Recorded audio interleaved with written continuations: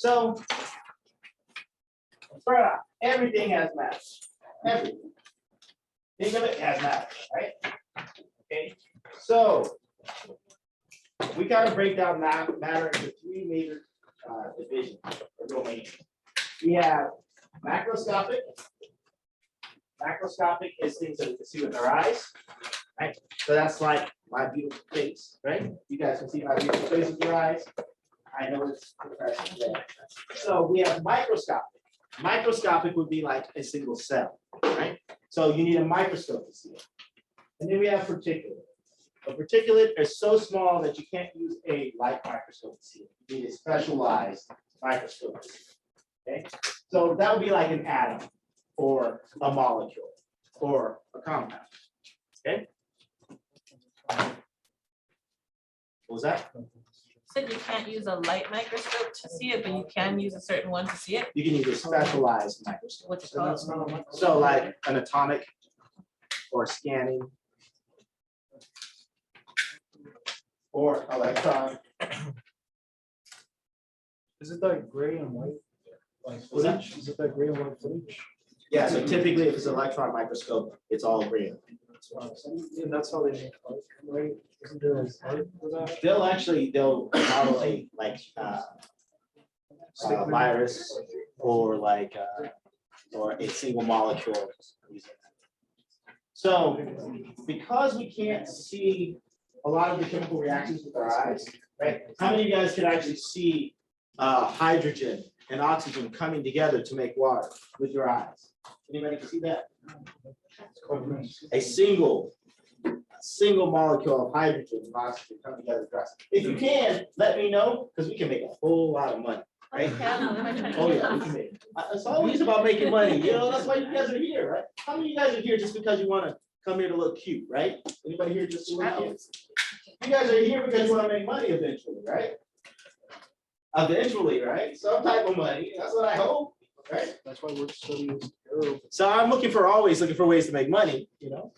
Okay, so because of that, we often will have to model the chemical reaction. So we often will sit there and have to draw a symbol for the reaction itself. So if you guys take a look here, right? So that's an example of a perspective drawing of methane. Methane is what comes out of cows' butts, right? So Gas. yes, methane gas. What was that? You can take down notes. It's up to you. I'm not gonna force you to do anything. Yeah, so I go through the slides. I give you room to write if you want to write. Help you remember the information. If you don't want to, write it down. You don't have to. I recommend that you do. It helps. That's my view. Okay, so the next one is a plastic model. We'll play with models actually in a minute. Now, a plastic model, this is called the ball and stick model, because it's made of balls and stick. So this allows us to see shapes and geometry of a compound or a molecule. Okay. The next one is the space filling model. Well, the space filling model, it fills space. It's kind of like it looks like what they think it's going to look like because you have overlap between two atoms that are sharing electrons. Okay. And so again, we often have to use this representation because we can't see it with our eyes. And so we have to sit there and try to visualize it in some way. Right. So how many of you guys are big readers? Anybody big readers? How many prefer a book over a movie? One. Okay. I would say, so this is a good representation, right? It's like the same thing, right? So if you can see it with your eyes, right? You're like, yeah, I can see it with my eyes, compared to reading it on a page, right? But what if you shit on So Say versus to read, like books or they're both easily establishing the movie and that's true. Yeah. Although, it's like when you're reading it, you can actually put in a lot more. When you're limited. What's that? Books are more detailed. Yes. They are. And so that's often when we get down to the nitty gritty, it is more detailed. Yeah. Than what So we it see. might be a little more terrifying. Okay, so if you guys look at a periodic table, everybody has a periodic table available? You have two tables available. So we have symbols. If you guys notice how these symbols are oriented or how they're written on your periodic table. In most cases, they're either a single letter or they're two letters, where you have one capital and one lowercase. This is essential. This is really important because if you don't recognize it as being different, then you're going to make a huge mistake. So for instance, if I have capital T lowercase o, right, and I write down capital P, capital O. What is capital P and what is capital O? On your periodic table. O is oxygen. Phosphorus. Now, if I was supposed to write capital P and lowercase o, what is capital P and lowercase o? Polonium. Yes. Okay. So it's really important how you write your chemicals, right? Or how you write the elements. Because if you don't write them the right way, then it can mean something entirely different. So you're telling somebody that they need to put in polonium and they put in phosphorus and oxygen. That's a huge problem, right? And you don't want that to happen, particularly because polonium is a radioactive element, right? And so it's probably doing something very specific. If you put something like oxygen or nitrogen, I mean oxygen or phosphorus in there, it could cause a combustion reaction or some type of ignition that you don't want to have. So when we put letters together, like H2O, right? This here is called the subscript. That lets us know how many hydrogens there are. Since H is for hydrogen, right? And then if you look next to oxygen, oxygen doesn't have enough. So it's understood to have one oxygen. So there's two hydrogen and one oxygen in water. Now these guys are together. They're bonded together. Okay, they're not individual. So if I was talking about hydrogen and oxygen, I would write it like this.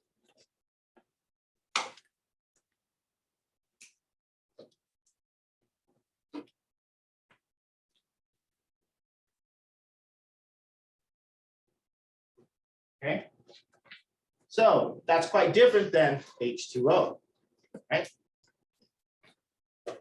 Now, one thing that I wouldn't do, because I know a little bit more about chemistry, I wouldn't write it as just H plus O, because I know that these guys are diatomic.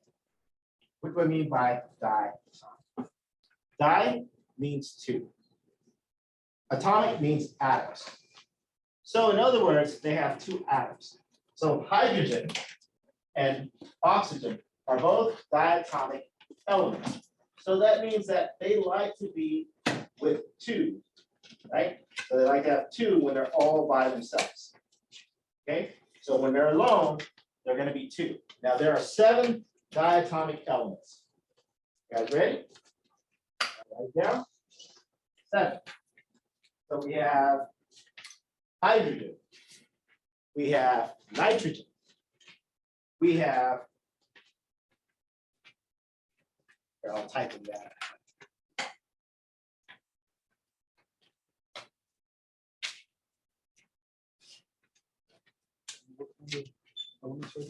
Diatomic.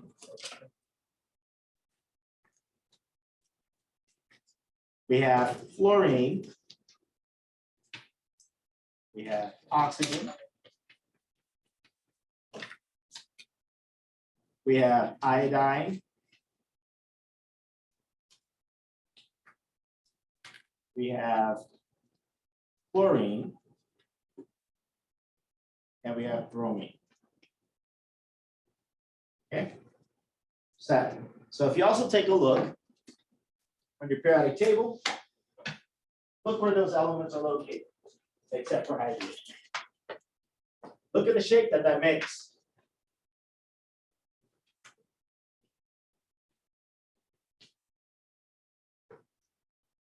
It makes a 7. Right? The nitrogen to the fluorine down to the bromine. Okay. So another way that you can remember this and you need to remember this. You need to remember it to the very end of the semester and beyond, is have no fear of ice cold beer.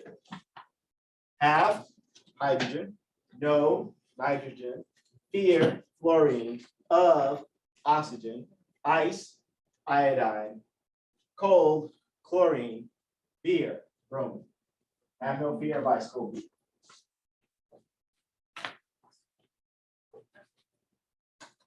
Yes, I always like to have a beer right after this class.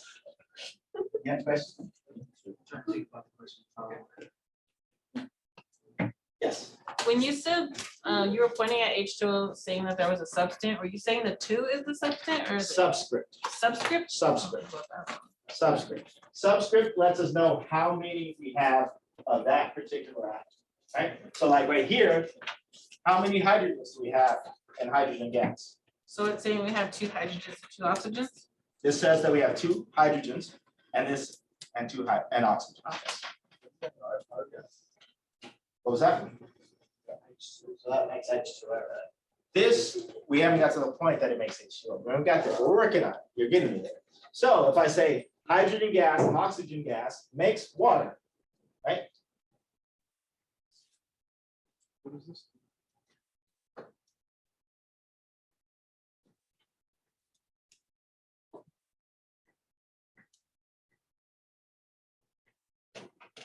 My flow of questions. Look at you. Ahead of the game. That's okay. That's good. He brings to the next topic. Okay, so this makes water, right? So if we have hydrogen gas and oxygen gas and some energy, we can make water. Actually, it takes quite a bit of energy. That's why we don't do it.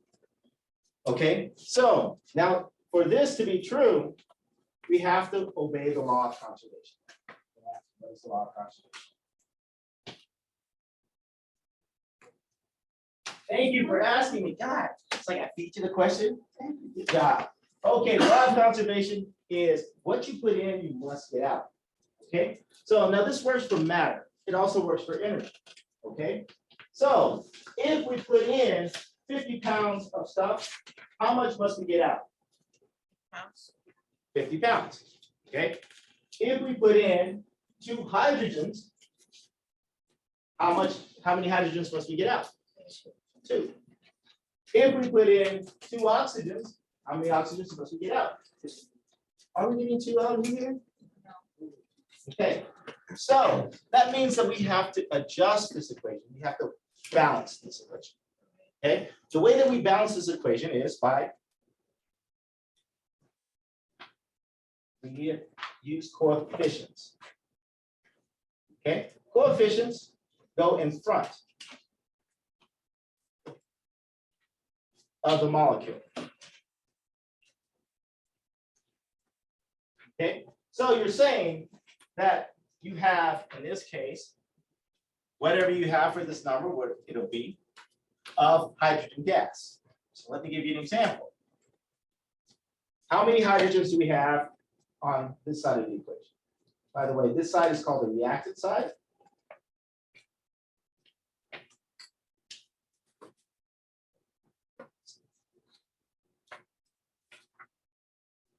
Let me type it because my handwriting is like a 3rd grade.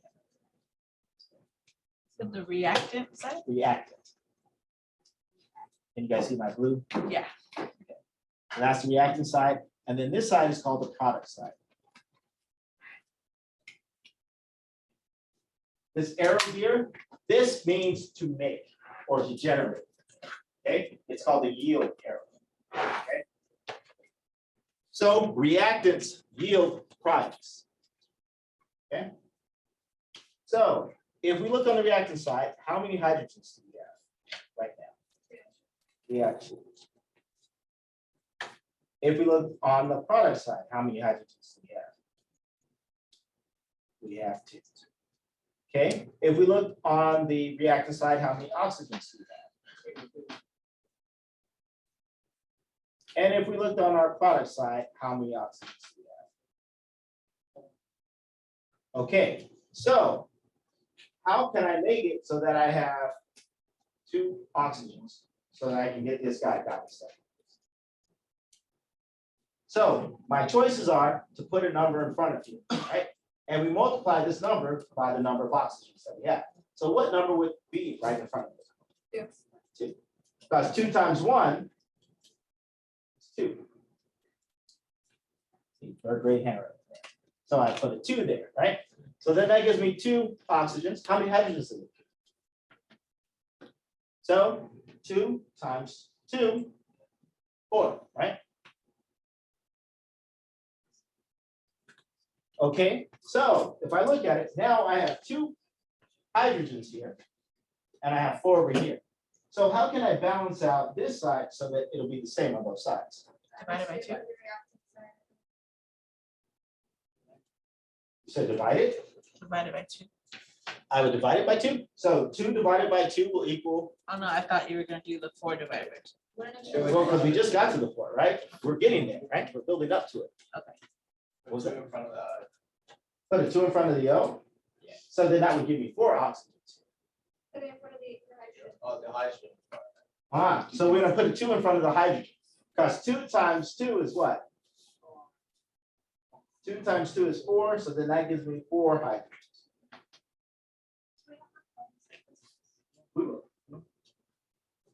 Okay.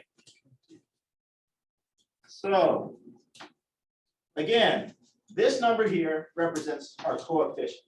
It tells us that whatever is behind it, you have 2 of those. So in this case, we have 2 hydrogen gases. So we have 2 H2. But we still keep the single oxygen, right? The 2 oxygen. That's right. It's all by itself. So it's understood to have 1. If there's no number there, it's understood to have 1.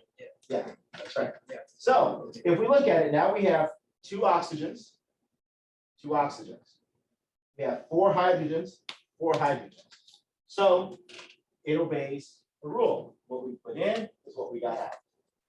You guys understand? Yeah. Yeah. How would we write the final? That's it. That's it. So you just don't put, you don't need to underline. Erase the underline.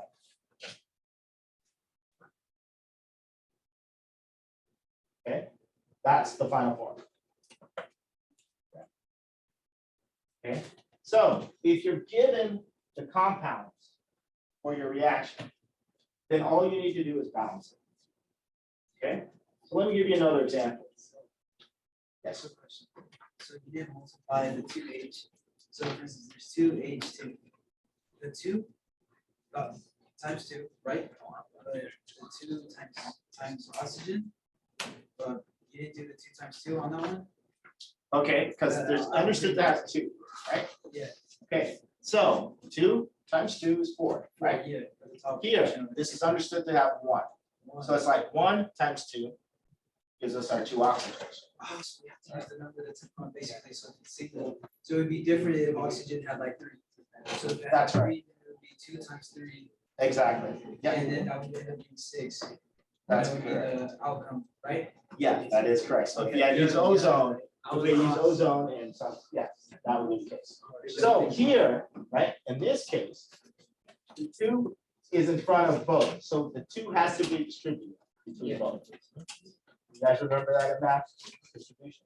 So it's 2 times the 2 here, that gives me my hydrogen, and then the 2 times the 1.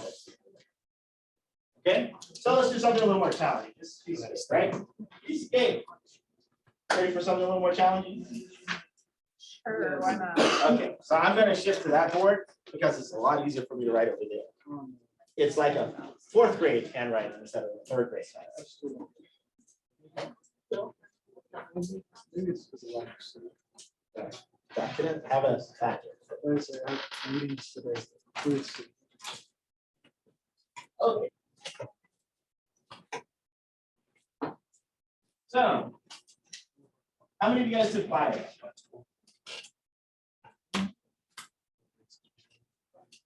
Anybody took bio? Okay, good. I have a full room. This should be an easy question. Okay, so why do we breathe? To inhale oxygen. Because to get oxygen. Why do we need oxygen? Keep our heart beating. No, to keep our heart beating and our brain. Like, Why Wait, sorry, blood to circulate? No, like we need the oxygen in our And Yeah, you also need your oxygen in your blood for what? for the brain. blood. For our heart. Yeah, you need it for your brain, you need it for your muscles, you need it for your whole body, but why? Why do you need oxygen? So we don't die. Okay, so you guys are really looking at big picture there, right? We need to go down a little bit deeper. Let's look at the molecular level. What happens at the molecular level with oxygen? Blood cells, white cells. What was that? Blood cells and white cells. Okay, so you can go deeper than that. Really? Yes, deeper. Think about a single cell. It's called cellular respiration. What is cellular respiration? You guys all took bio. You should throw this out there. Good for you. Cellular respiration. Photosynthesis. What was that? Photosynthesis is another example, but it's reversed. It's photosynthesis. What did you say about glucose? It's glucose. Okay, so we're starting with some glucose. And we know, obviously, we're talking about oxygen, right? So we have glucose and oxygen. Really good start. That's bad. So glucose. Anybody know the chemical formula for glucose? Okay, let me give it to you. C6H12O6. So glucose is the perfect carbon source for our body because glucose, one glucose molecule can make 36 ATPs. If you actually do the right math, it's actually 32, right? So, and oxygen. So from this, we get 36 ATPs. ATP is cellular energy, right? And so that's one of the byproducts. It's not necessarily made from the reaction, but it's made by this happening. So we breathe in oxygen and we breathe out, what do we breathe out? Carbon dioxide. Carbon dioxide. And at some point, how many of you guys during Thanksgiving, or how many of you guys celebrate Thanksgiving? I know you don't. But you have something like it in Australia, don't you? Like the equivalent to Thanksgiving? Australia Day. Australia Day, okay, that'll work. Do you eat a lot during Australia Day? Yeah. So like for us, we eat a lot of Thanksgiving. So you guys are chowing down, like, you have to take that deep breath.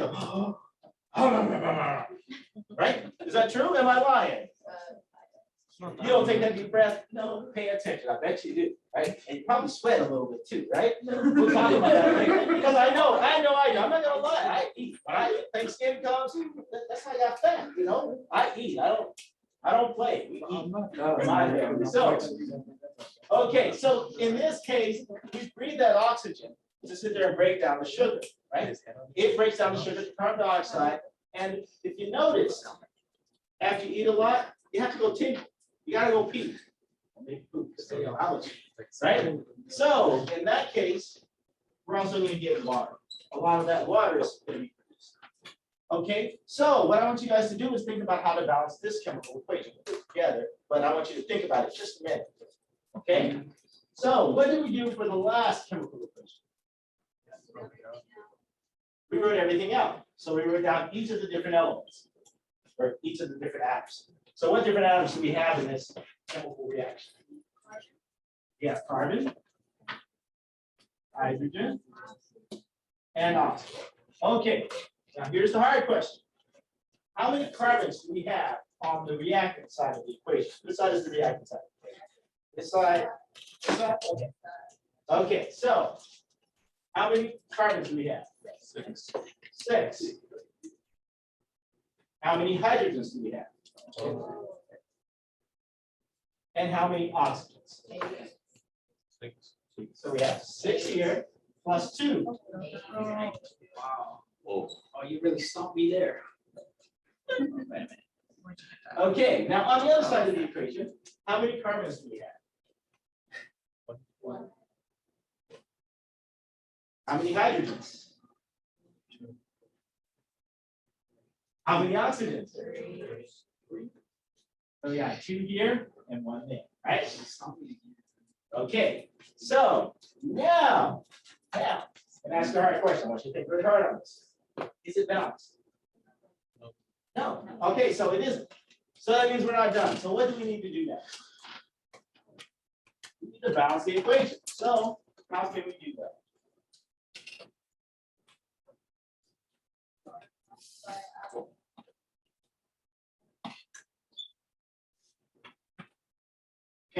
So in front of the carbon dioxide.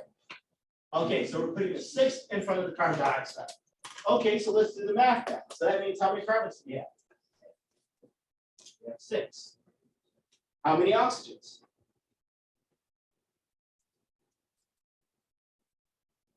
6 times 2. 12 plus. So 13. Okay, is that balanced? Oh, we gotta keep going. What are carbons good right now, right? So we're just gonna put a check mark. That's not carbons. Okay, now what about our hydrogen? We can put a 6 for oxygen.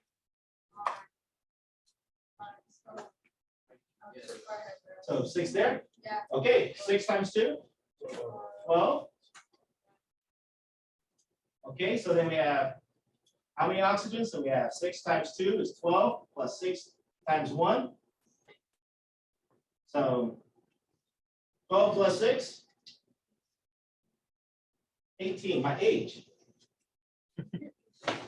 That's a rough try. I got 2 laughs out of that one. Okay, so next part is we have hydrogens are checked off, right? Our oxygens. So what can we do on the other side to balance it out? Put 3, I think, in front of Here? the. Yeah, Oh, sure. oh, wait, oh, it's 8. I'm on. I heard somebody say 6. Somebody say 6, or am I hearing things? Oh, you own it? Okay, so we'll put a 6 here. If I put a 6 there, 6 times 2, 12 plus 6.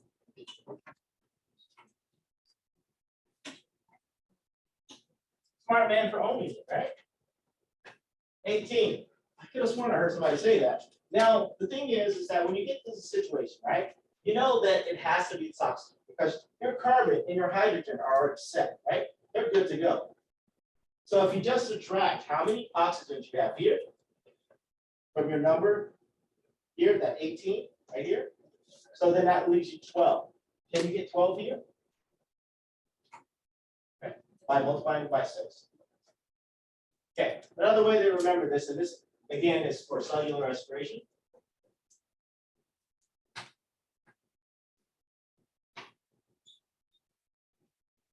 Okay, is glucose is the devil. Glucose, 6, 6, 6. Oh. Okay, so how you feeling on that? You guys have that look? You kind of a little wobbly? Keep going. Okay, Give us another. so let me see if I can give you a couple more. Give us Then, the worksheet. then what we'll do, we'll take a break. Because we need to refresh our brains. That's what I'm putting.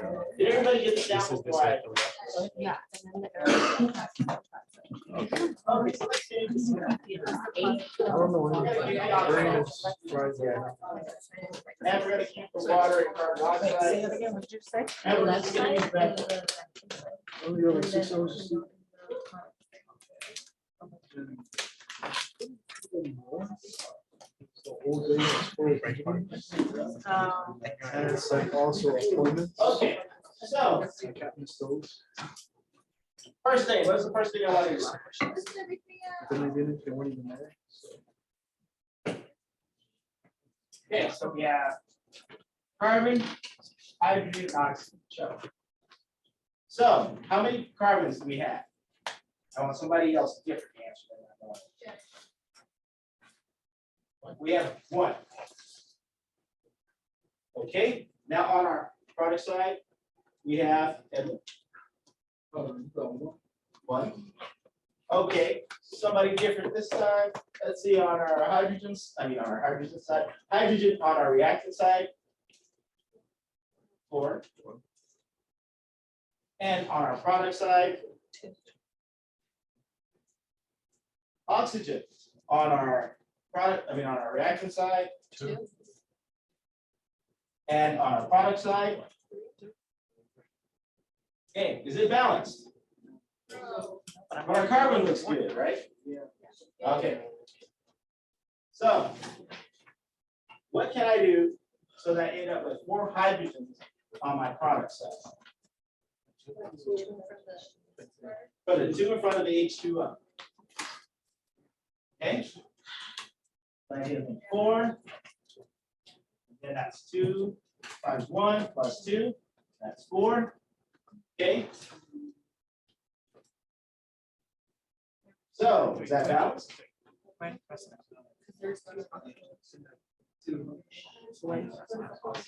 So 2 here. Yeah. Okay. Basically, math, I'm just pushing myself out. That's right. Very simple math. Yeah, we take this slow, it's very simple. That's right. So that by step. Okay. You guys got it? You guys have it look. One more. Okay, no, we're gonna take a break. Because I'm feeling hot. You know, I need to figure out why it's getting hot. Or is it just me? It's not hot here.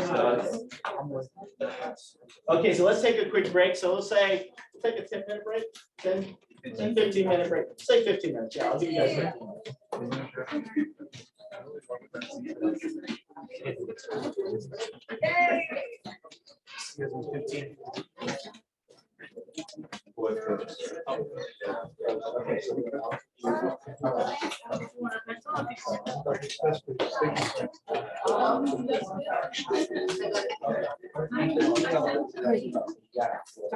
Up until. That's fine. Just. We'll return. Yeah. Maybe like I said, my brain is on. Try signing. Oh. Okay, good, please. Okay. Okay.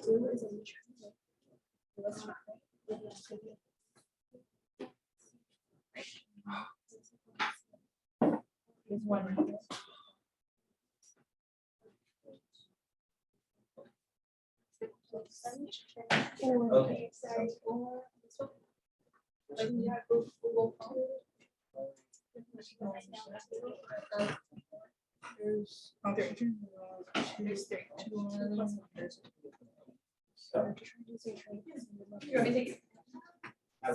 take it?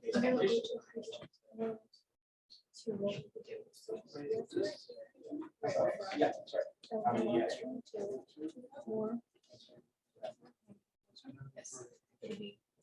So, no.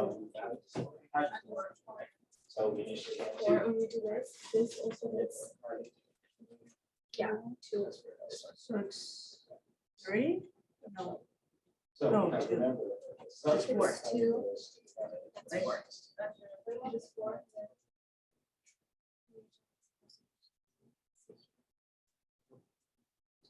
They got 4 because they. So let's remember, it's a step process. You gotta take this all steps. Tap out at any point. Yeah. So Wait, so this oxygen is 1 though. How do you get 4?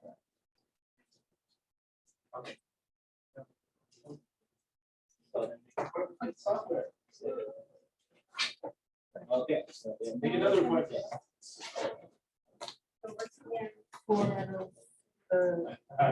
It happens sometimes. Yeah. And you want to make sure that you. Oh, yeah, that's it. That's right. Yeah. Yeah. And then we can get you connected.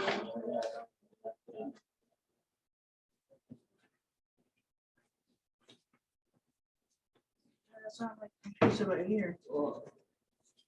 After, did we do another equation after break? We will. Okay. Yeah, we'll be doing about How 4 did you more. report on the right side? How did I get a 4 on the product side? On The right this, side? of the Reactant products. products over here. Yes, the arrow points to the products. Okay, so let me show you.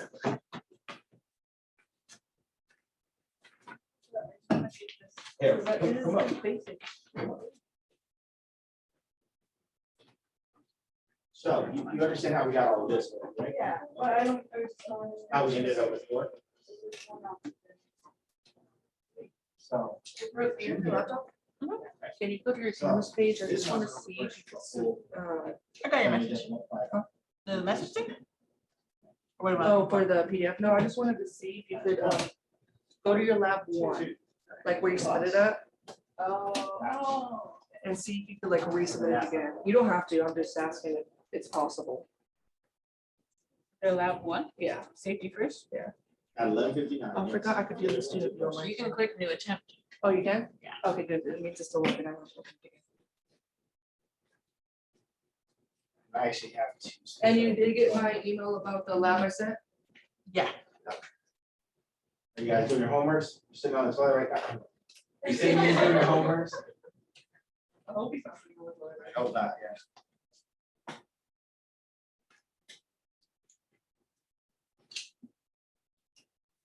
It looks like it's still open till like September or something. You lab one? Where's the lab coats? When are their the 22nd? The second, On the second. second. Yeah, you guys are done. early. Actually, they took things first. I have to go to my initially it's the second, and then he changed it to. Oh, wow. Yeah, so we're gonna. So that's So why that- you that started changes. labs already. Yeah, it's there. I mean, but they literally. Second. Yeah, I thought it was. Yeah, so I need to confirm. That's the, yeah, that's what they do, they do this stuff, and then I'm like, hey, now I have to change how I teach everything. Yeah, because you had set for like that now. Yeah.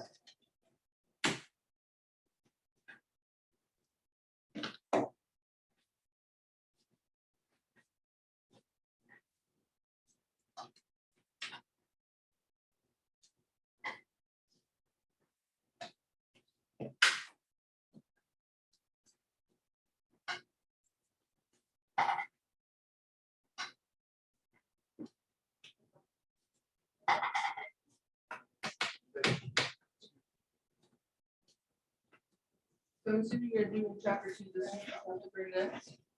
You're gonna do the lab, measure first, and then the lecture. Oh, on Wednesday. Yeah. Oh, yeah, for measurement stuff, yeah. As I just said. Like, hey, you're really trying to get me to do this, you're like. Honestly, I thought you already covered like chapter 2 last week, I didn't know you did lab. No, the first week was always. This week I'm gonna do 2 more, 3 more students. Taking a break, my head hurts. Reading. Yeah, 'cause I know the first day you was in the syllabus, so. Yeah, I'm kind of confused. It's okay, I'm gonna go to Yeah, I figured it out. You explained it.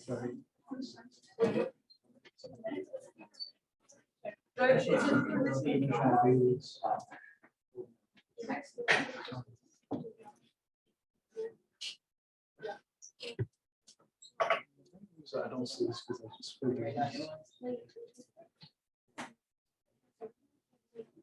myself on a stricter schedule. Exactly.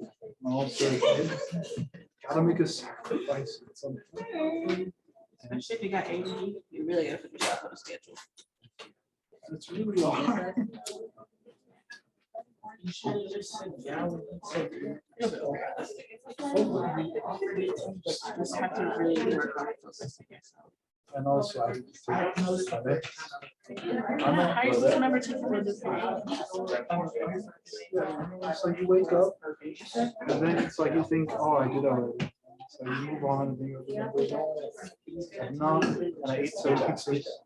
And if I take it now, it's not gonna work. There's still those 7 slices below it. I'll be honest, I don't know how I managed before I got my medication. Because I know I took it as a kid, for some reason. Yeah, my mom has to take it every day. They took it off. They took it off when I was like in high school. I don't know why. I don't remember if it was personal choice or just parents being parents. Just I would try. Then I got. weed, right? I got it again. After. Do it. Was that how it sounds? Is it like an equal Sorry. sign? No, you're fine. Yeah, it is kind of like an equal sign. That means- It's something I like. No, Do not believe it. I'll be honest, I very played gotcha. But do me a favor. You don't know what gotcha is? You heard of fake brand? You're choosing. I play like 80 It's, well, gotcha means our money is.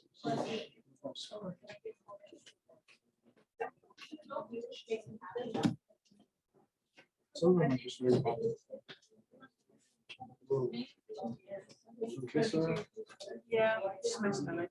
Sure. That's big, I think that's as much use for. I mean, it's both. I don't know. I went outside and it would be cold and refreshing, but no, it's California. Not until Not until the fall, but it's already the fall, which it doesn't feel like fall. You gotta wait for something like October. You know, don't you just miss, like, does it snow here? It doesn't snow here. Alright, neither, it doesn't snow. The only time it became like anywhere close to snowing is when there's like big mist that just covers the town. I remember that happening once as a child. And you know what's weird? It's like the one time there was this, I couldn't see shit. Is the day I found a horse like on our front lawn. Just a I know. It's just, it's like some but like way late because it's just that was and then there's the hail that rarely happens, and when it does, it's these fucking pebbles. And that's why. Yeah, I mean, if you go to the And then it rains, and then the farmers still say, that's not. it drowns. It droughts. It floods. October and droughts. When it rains, usually it floods. Okay, so how you guys doing? Ready to start? This was gonna be a little more challenging, because you know, the first. Like every 4 years. Fire me, but- I remember it raining like once. Okay.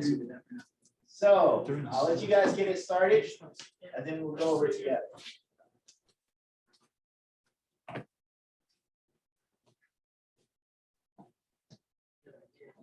I wonder what my quiz is gonna be.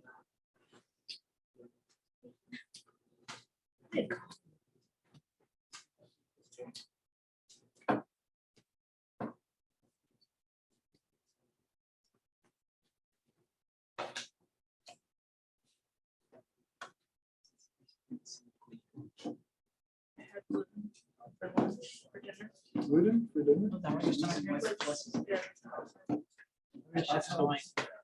I had breakfast, which is like bacon and eggs, bacteria. So then I went and ate black pizza at this orientation program. So and I was like, who would have thought cheap pizza actually has cheese in it?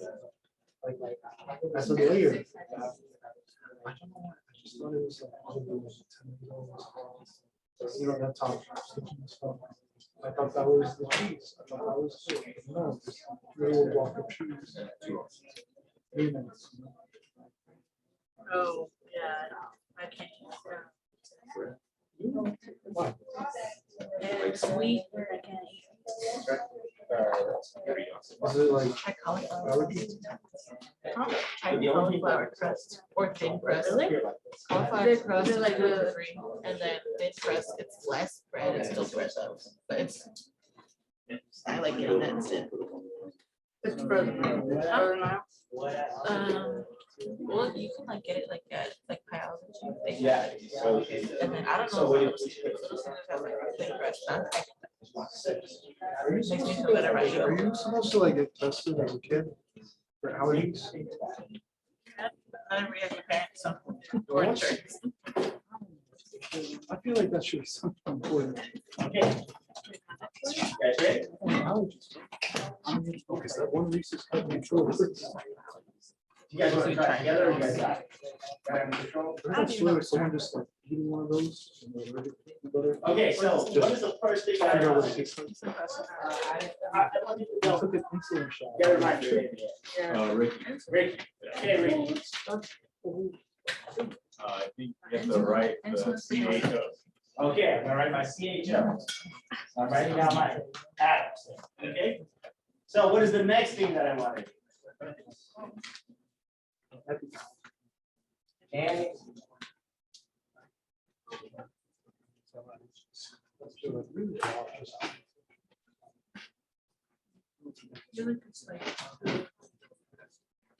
You don't have. okay, how many do you have? How many carbons do you have? Yeah.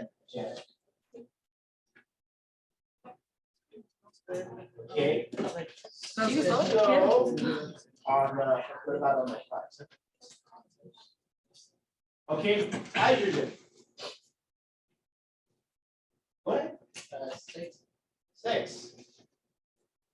And on the product side? 2. Oxygens. 2. And product side? 3. Is it balanced? Nope. Okay, so what do I need to do now? Put the 2 in front of the, on the project side, On the product side, in front of in front of the carbon dioxide. carbon dioxide, okay. And then that gives me 2, and that gives me how many oxygen? Okay, so 2 times 2 is 4, plus 1, plus 5. Okay, are we done? No, okay. This one? Say that again, you guys speak loud. Say 4? Yeah. Sure. Say 3. We got to debate. Is it 3? Do you agree with them? 3. Okay, so then that would give me 6. And then that would give me 3 times 1 plus 4. Right, because there's 2, that's 4 plus 3.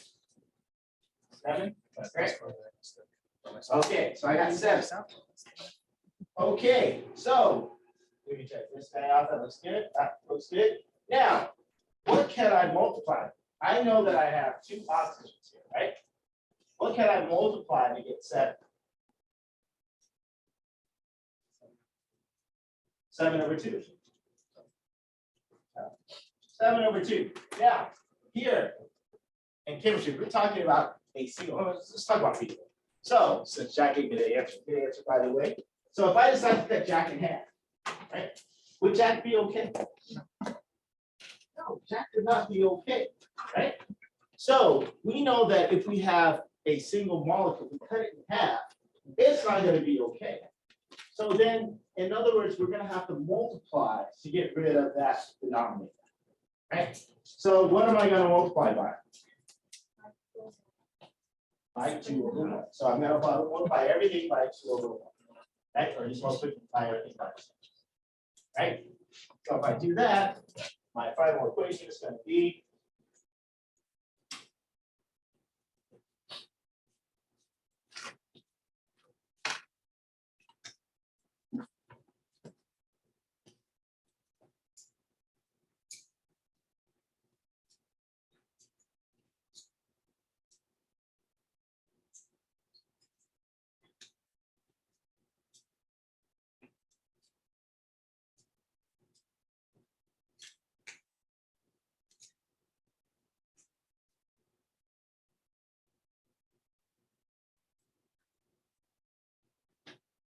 okay. You guys see that?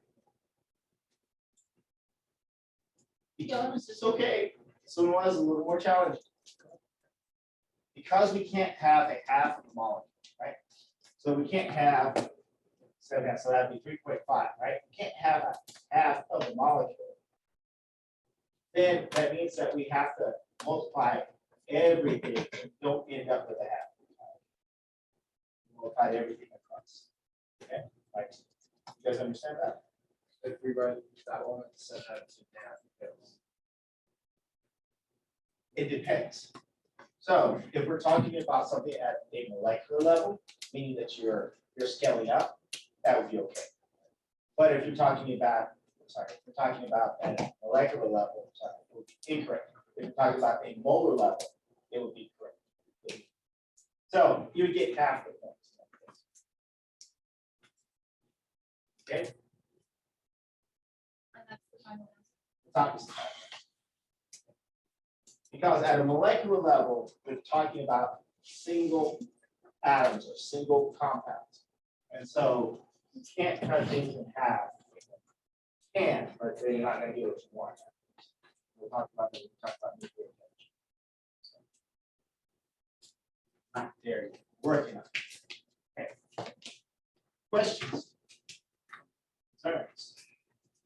Catch. Okay. So you guys want to try one more? This is going to be also a little challenge.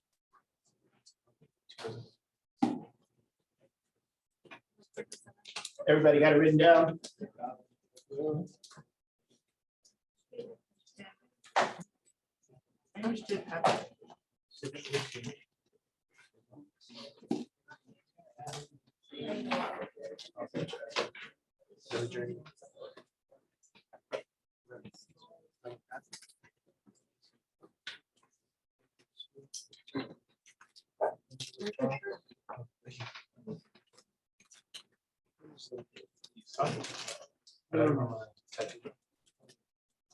Like the color of it.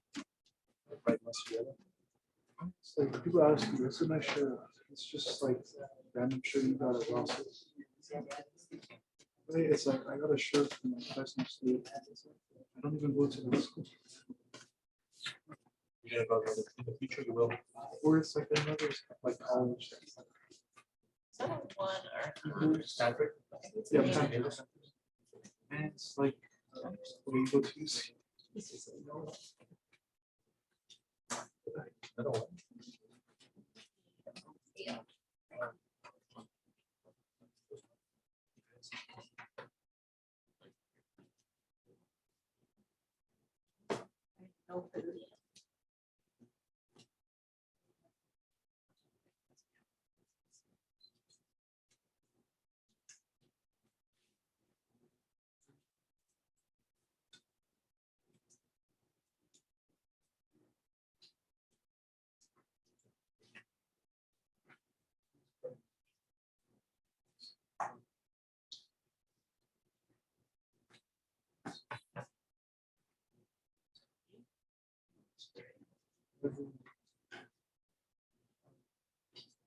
Okay.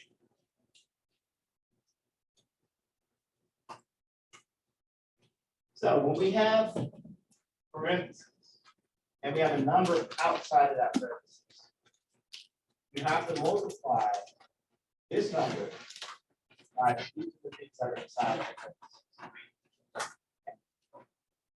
So first thing that we're going to do is write down the elements, right? Atoms. We have oxygen, we have phosphorus. Okay.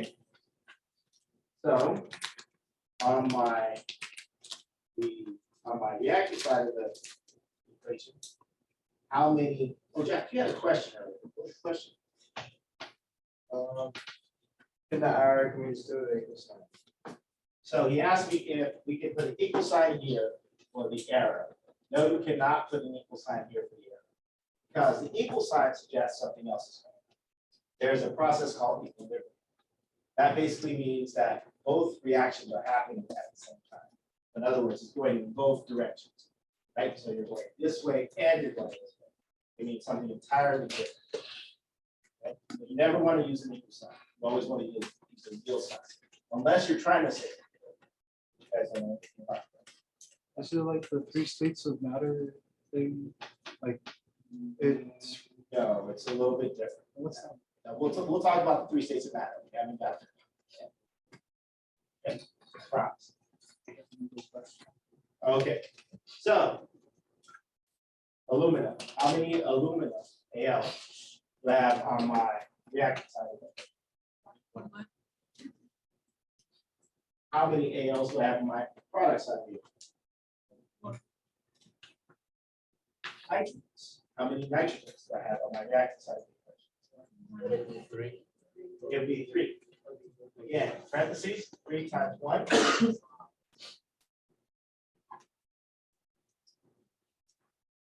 Okay. So it's distributed. Okay. So on my product side of the equation,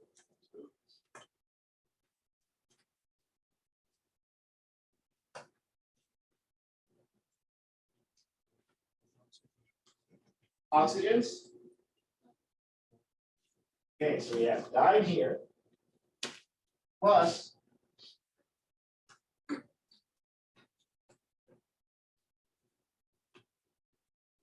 okay on my product plus okay and magnesium.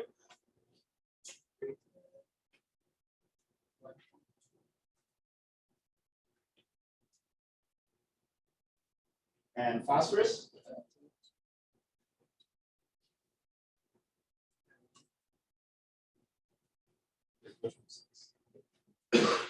Phosphorus.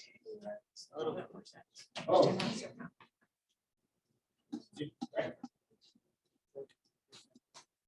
So if it's in parentheses, you're multiplying both of what's inside, whatever's inside, by that number that is outside of the parentheses. Okay, is it balanced? But our aluminum looks good, right? Okay, good. So where should we start? Right? So the one place that you don't want to start is on the oxygen. Right? Why would you want to start on the oxygen? What was that? It's a bigger number. That's a good reason, probably. What did you say? I said bigger number. Bigger number as well. Anyone else? Well, how about the fact that we have oxygens all over the place? It makes it really hard to keep track of, right? Okay. Also, no. Right? So, which one do you think we might want to start off with? You said phosphorus, or somebody else says something else? The nitrogen. So phosphorus or the nitrogen. Okay, because they're located in one spot, right? Or we can start off with the metals that are in front. So we have magnesium, right? So it might be easier to start off with the magnesium because then you don't have to worry about all the parentheses. Yet. Okay, so if I start off with the magnesium, what do I need to do? I have 3 on one side and I have 1 on the other. Put a 3. Okay, so if I put a 3 in front of there, that gives me 3 magnesium. How many nitrogens do I have now? Okay. Right. Okay. And how many oxygens? So we have 6 times 3. 6 times 3 is 18 plus 3. 21. Okay. Okay, so now we have aluminum in check and we have magnesium in check. Okay, so what can I do? So let's look at the maybe the phosphorus, the next one. Okay. So how can I get to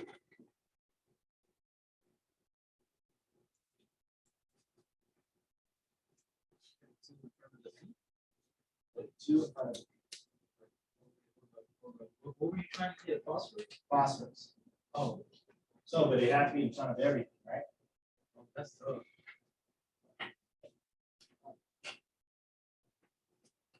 So, but if I put a two in front of everything, that'll give me my P, right? Okay. So then I have two there. Okay, so then how many oxygens do I have now? So I have 6. 6 plus 18, right? Okay, so 6 plus 18.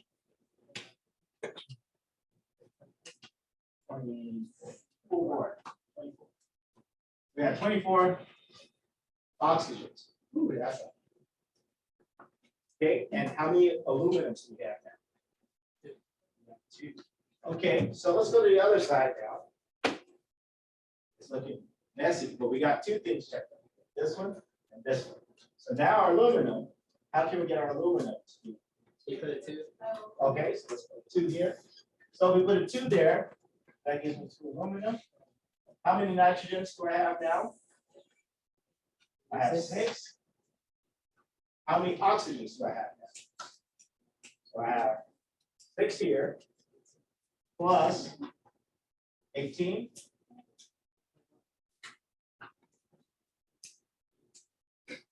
That work out? So we have 2, 2, 3, 3, 24, 24, 6, 6, 2.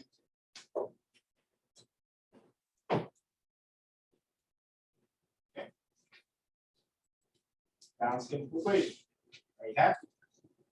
Didn't look like it. I guess what people want to jump off a bridge. Not that serious. Relax. Okay.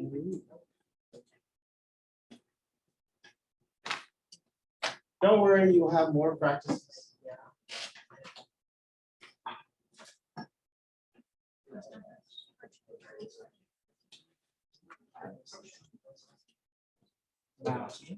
Everybody got it down? I had a question. Yeah. How is it 24? How's it 24? So if you go 3 times 3 is what? 9 times 2. Oh.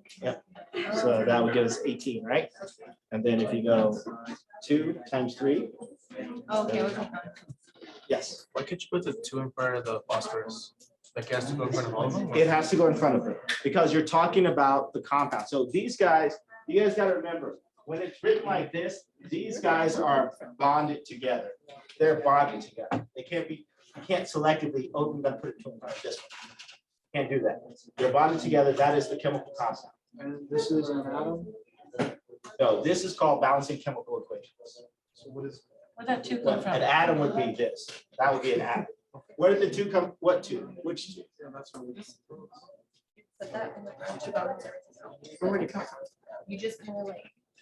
Okay, so this number here, this 2 here comes from, because this guy's the coefficient, right? So when we're over here, we end up having to use a 2 to balance out the chemical equation, because at the end of the day, what you put in, you have to get out, right? So the only way that you can get what you get out, what you put in, right, is by making sure that you have a balanced chemical equation. So over here, we had 2 to balance out the phosphorus. So if you look, initially phosphorus, we had 1 phosphorus, but we need to have 2. So we have to put a 2 in front of this whole chemical compound, right? Because they work together. So that means the aluminum also has to have it means we have 2 aluminum now, right? Okay, so then that's how we ended up with 2 there. So that meant that we had to come back over here and put a 2 in front of here because we had 2 aluminum to balance out the aluminum. Okay. Don't worry if you don't get it right now. You're going to do a lot more and then it'll start clicking. But keep trying. Don't give up. Okay. Don't decide to jump ship. You can't jump ship. It's still too early. I'm getting little pieces at a time. Sorry, you can check. Okay. 2, right? Like PEMDAS. Okay. Yes, it's like that. Oh.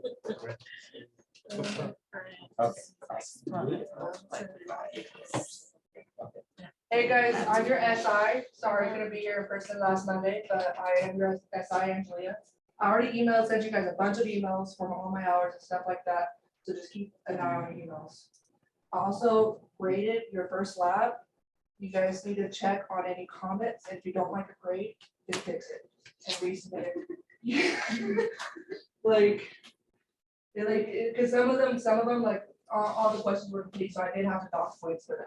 So if you guys want a better grade on your first lab, then just resubmit the lab after you got it, okay?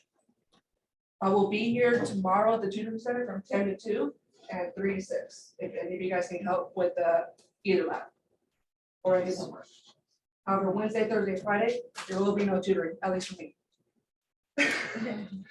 But That would be you awesome. may be able to go to the Mesa Center. Yeah, I think Mauricio's in there, and I think, Yeah.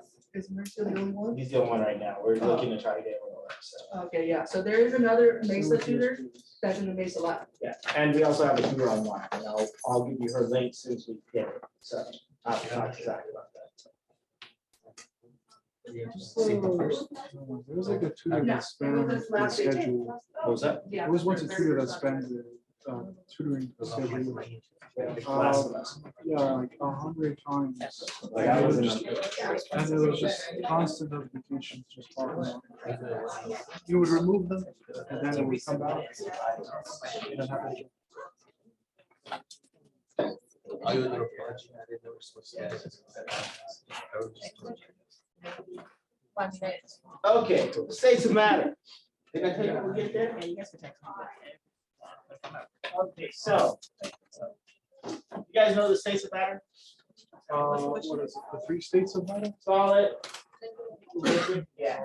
So those are your 3 states of matter. How do they differ from each other? So let's say, for instance, if we had ice, we start off with ice. So the molecules are all packed, right?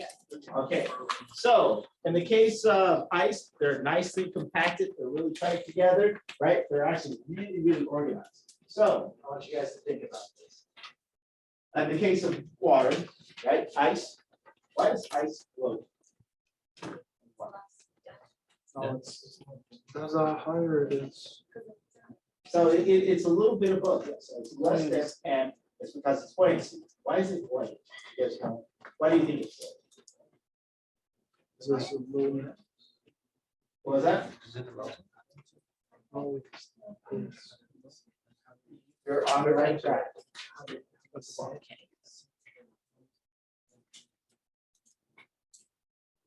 Okay, because they're frozen, they're very organized. It's like it forms this nice little crystalline structure where they kind of link up evenly. The way that they link up, they actually allow air to get in between the molecules, right? So if you have a little bit of air, making it less dense. Okay, and they take up a little space or in that context. So that's the reason why ice floats. Okay, good. Okay, so now you were talking about those molecules, right? And you said that they're nicely compact or ordered.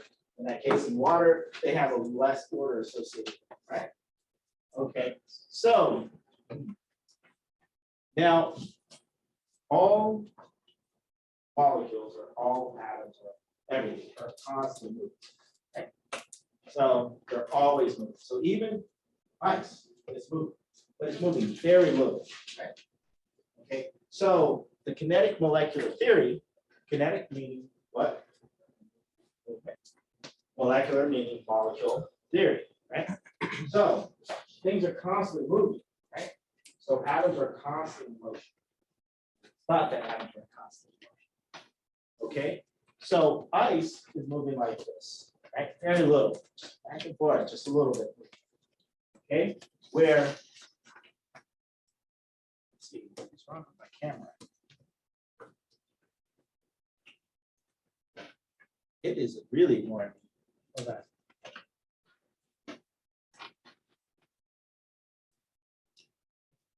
Sorry, Do you record these lectures? and Yes, upload it they to your- record. or upload it to? yes.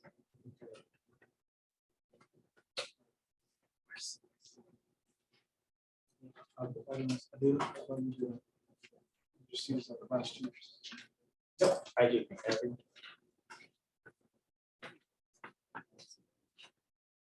Okay, so again, Ice is moving very little. Water is gonna be moving a little bit more. So it's gonna be a lot more movement in water. That kind of makes sense, right? Because if I took your water, you guys water. So if I took this water, tip your water over. Just tip it over. Did it move? Yes. Real easily, right? Where ice isn't gonna move so easily, right? You tip over a piece of ice, it's just, lift it over, right? Now, if I go from water to gas or to steam, right? If we boil water, you guys boil water, does that steam just sit on top of the pot? No. What happens? It keeps It floating. floats away. Yes, it Until you evaporates. forget you were boiling water, then the pot starts to burn.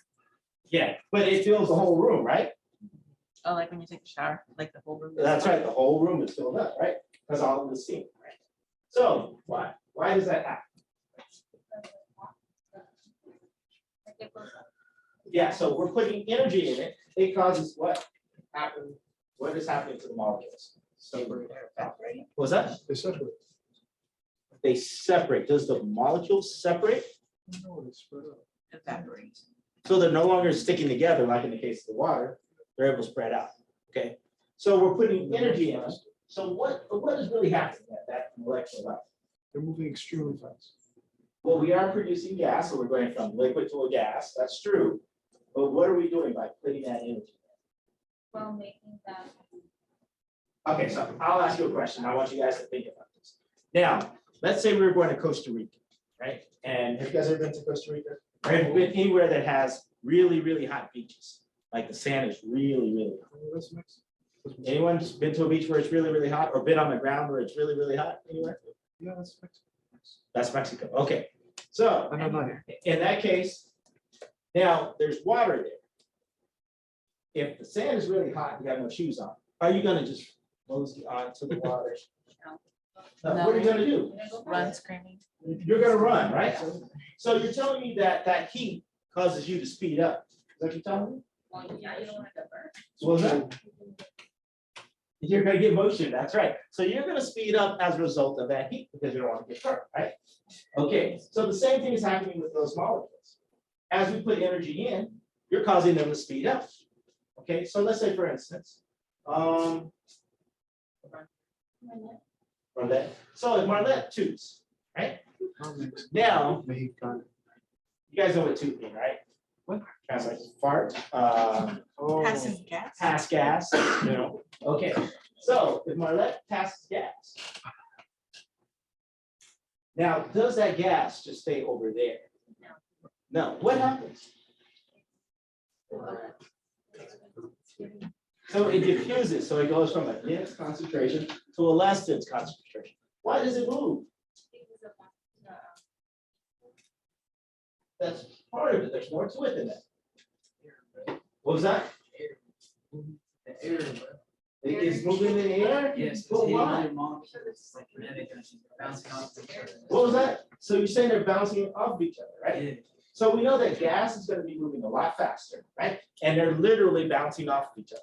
So her tube is bouncing off each other and it's spreading out and it's, oh, there's open space. I can keep going until I fill the whole room. And then Arlette does this, right? She looks around, right? Like everybody else does, right? Because she doesn't want anybody to know she tooted, right? But nobody would know because it's being diffused in the room, right? Okay, but we can all smell it, right? What was that? Is it? I smell it, you smelled it, you felt it, right? That was the rule, right? Okay, so gases are gonna be moving faster. The molecules of gases are gonna be moving faster than those liquids. And then the liquid molecules are gonna be moving faster than the solids. Okay, so if we think about solids, there are two types of solids. One is called a crystalline structure, that's kind of like what we're talking about with water. It's really organized, right? And one is called amorphous. Do you guys know what morph means? Shape. Okay, so if it's morph, it has shape. If it's amorphous, it lacks shape. It's without shape. Okay, so it's not organized. Okay, so those are the two types of structures, solid structures that you're going to have. One is going to be organized, one is.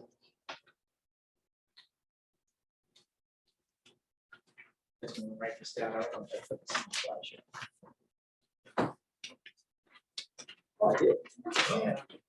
So good. Okay, so these are our three states. So if we go from solid to liquid, that's called melting. You guys already knew that, right? Something I didn't know. That was chemistry, right? Okay, so if I go from liquid to solid, that's called fusion or freezing. If I go from liquid to gas, evaporation or vaporization, boiling. If I go from gas to liquid, that's called condensation. Right? You guys see condensation in your shower, right? All the water that's coming down on it. If I go from a solid to a gas, that's called sublimation. If I go from a gas to a solid, that's called deposition. Okay, now they all require energy. To go to any state, it requires energy. Heat is a form of energy. So if I go from ice to water, how does that happen? By heat, right? So we put it in a hotter room, providing that. For chemistry, heat plays a huge part. Heat is a form of energy.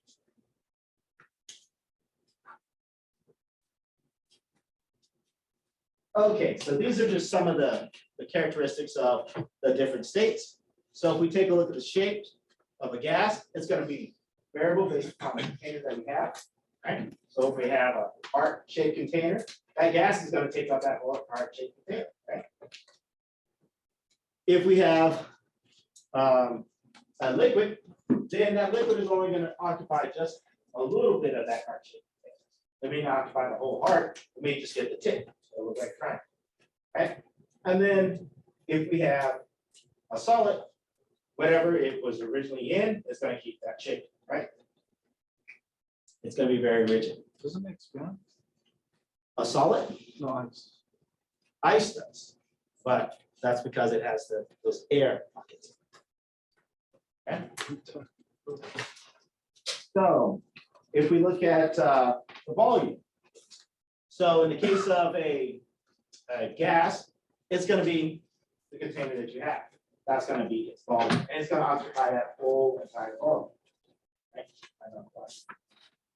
So if we look at a liquid, that's going to be constant. And if we look at a cube of ice, that's going to be constant. And if we look at its motion, right? In the case of the molecules, each of the molecules are going to be independent. They're going to be bouncing off of each other, right? There's not going to be any dependence at all.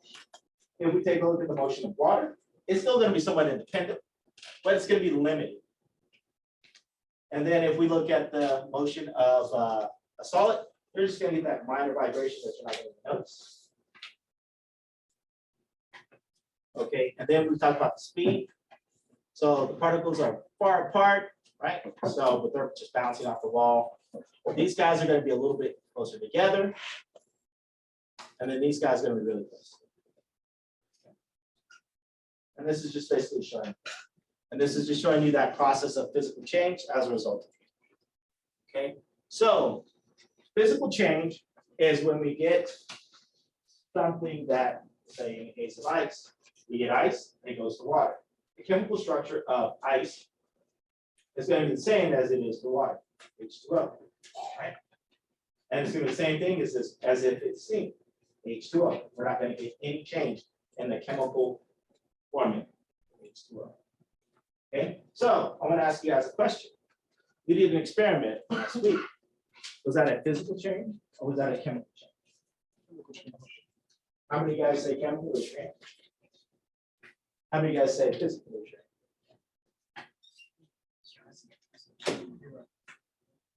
Okay, so we did an experiment, the mental experiment. So how many of you guys believe that it was a chemical change? Raise your hands. How many of you guys believe that it was a physical change? Okay. So I want you to think about this. At the end of the day, what was happening? We had an explosion. Soda was shooting out. It was crazy. It hit me in the eye. Someone broke glass. So, yeah, someone broke glass, I won't mention any names.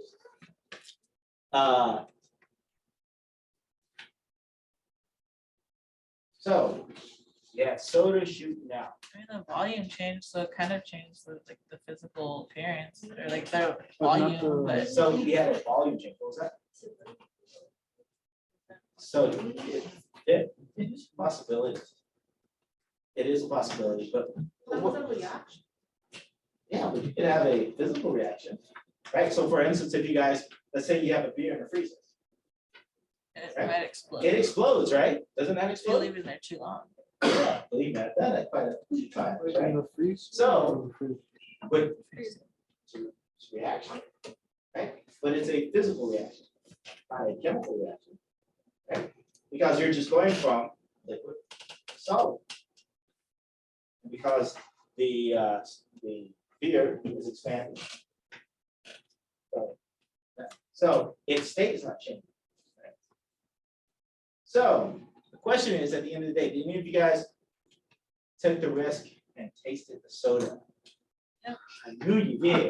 right? All of it. It single was, one. did you say it was black? Yeah. Oh, so you're telling me, so soda is what, it's carbonated? So what does that mean? What's carbonated? Chemical. So that's why I think I'm. Well, no, it's true, it's chemical, but what is carbonated? It has what in it? Fizz. It has bubbles. What are those bubbles? Fizz.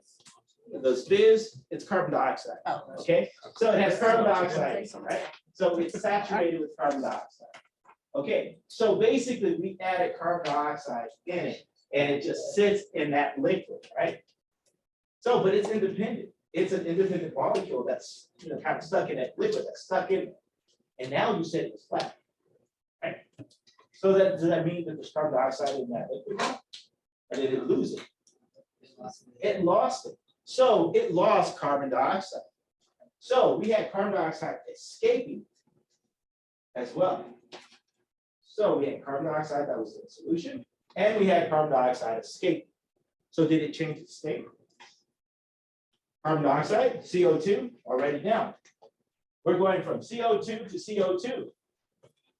Maybe I'm not gonna write it down. Just okay.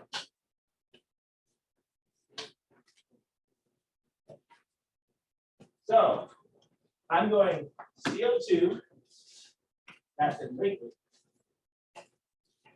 to CO2, that's in gas. Well, this one is still a gas, really, but it's stuck in the liquid. Okay, we should say aqueous. CO2 aqueous, right? Kind of meaning that it's stuck in water. Okay? So it's still, sorry, CO2. CO2 and CO2, chemically, it's exactly the same. Was there a change? So like for instance, if we had H2O going to H2 plus O2. Okay, if I had that, this is a chemical change. Because we're breaking down, we're mixing things up, right? We're breaking these guys down to their individual elements. Where we're going CO2 to CO2.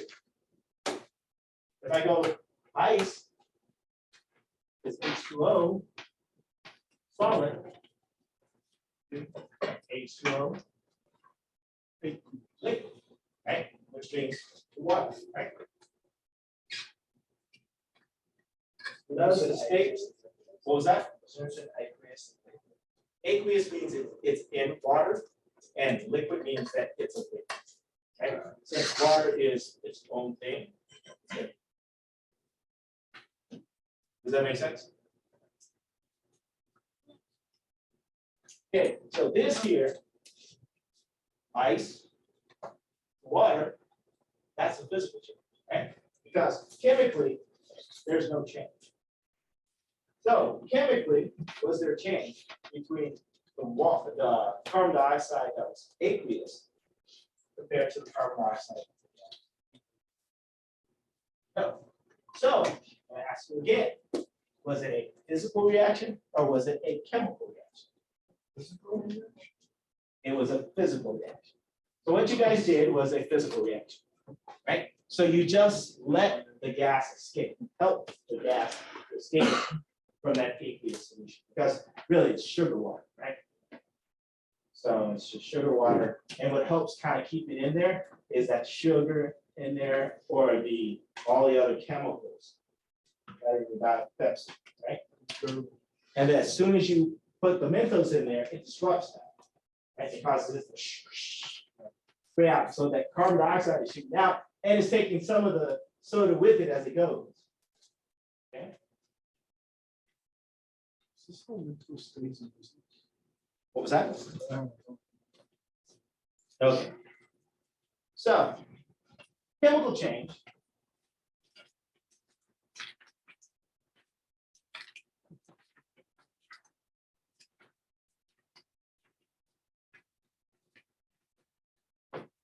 Chemical change is when you get products that you no longer are able to recover. So for instance, we have sucrose. Now, if I put sucrose, like I used to make caramels, right? We used to make special caramels too. They were bomb, but I don't do that anymore because I don't have enough time. That's in my head a little too much. But anyway, those caramels, right? I'd boil the sugar, I'd add some butter and a little milk, right? It'll melt that sugar. Okay. If I let it cook too long, instead of getting caramels, I get charcoal. I just get carbon and water. Okay.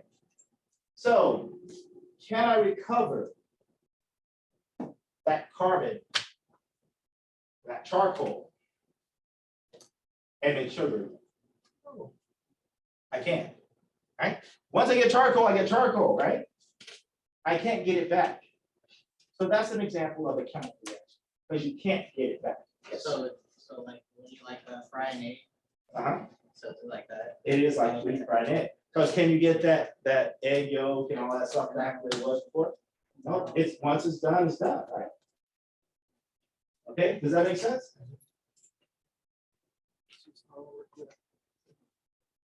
Okay, so that's an example of a chemical reaction. So one way to determine if you have a chemical reaction or a physical reaction, do you or can you get back what you lost, right?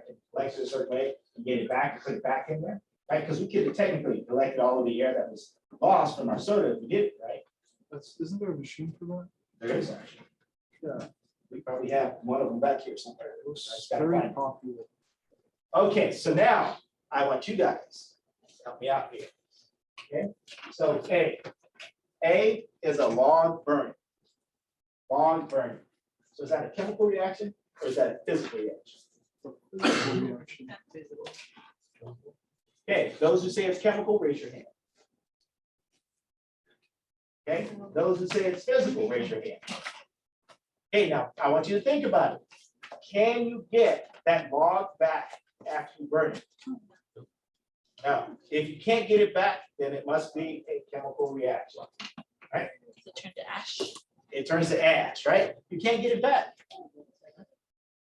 Okay, so the next one, an icicle melting. Icicle melting. Is that a physical reaction? Everybody raise your hand if you think it's a physical reaction. Those who think it's a chemical reaction, raise your hand. And you gotta vote. You can't abstain. You gotta vote. Physical. Okay. So it is a physical reaction. Okay, everybody go to the nightclub, glow sticks. Okay. So when we break open those glow sticks, is that a chemical reaction or a physical reaction? Okay. Everybody think chemical, raise your hand. What did you say? They don't light up. So that means it's a chemical reaction because once it's done, right?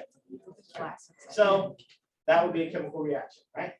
So if you can get it back, if you can recover it, then that means it's a physical reaction. Makes sense? Same thing with the log, right? Can't burn it anymore if it's gone, right? Once it's burnt, it's burnt. That's it. Okay. Questions? Okay. Oops. Okay, our next thing is pure substances and mixtures. So a pure substance is everything in that substance is exactly the same. Okay? Everything in that substance is exactly the same. That would be a pure substance. So if I talk about sugar, glucose, right? I'm just talking about glucose. If all my glucose in my cup is exactly the same, it's pure. Okay, it's a mixture if I have glucose and sucrose, or if I have glucose and salt. That would be a mixture. Okay, now glucose and salt, both of those are white. They look exactly the same, right? If you grind them exactly the same fine, right? You can't tell the difference. When I used to go to Denny's, they used to have the little salt shaker and the sugar jar or whatever. I used to dump the salt in the sugar jar. We go to Denny's that night. It was a big treat. But when it did, I wanted to make sure that somebody had a salty coffee, right? So you can't tell the difference, can you? So if you look at it, you can't tell the difference.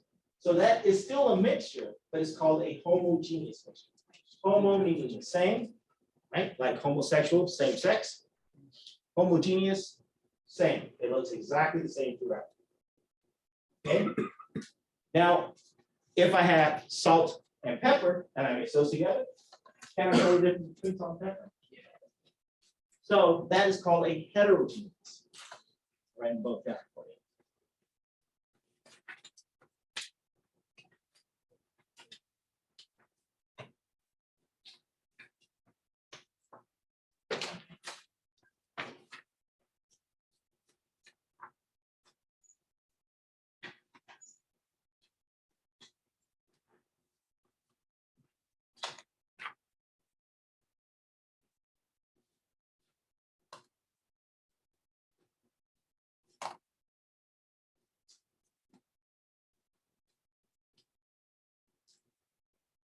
Okay, so I have a rum and coke. Is that going to be a homogeneous mixture or a heterogeneous mixture? Rum and coke. Rum and coke. Rum and coke. What was that? Okay, how about, let's say something you guys may know. If I added vodka, which is clear, and water, which is also clear. That's a homogeneous. Okay, if I have milk and orange juice, that would be a heterogeneous, right? Okay. So you guys can visualize it. Everybody made that face. Ooh, right?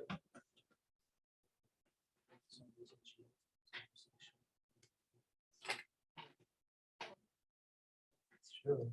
So that's how I remember it. That's how I remember it. Okay. So often when we add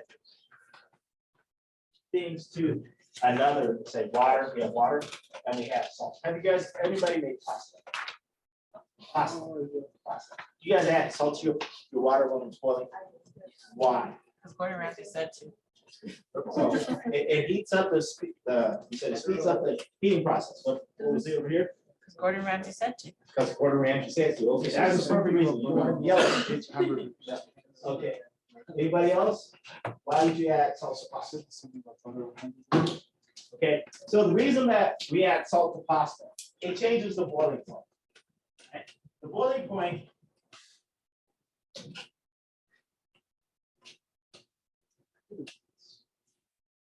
is the point where stuff boils, right?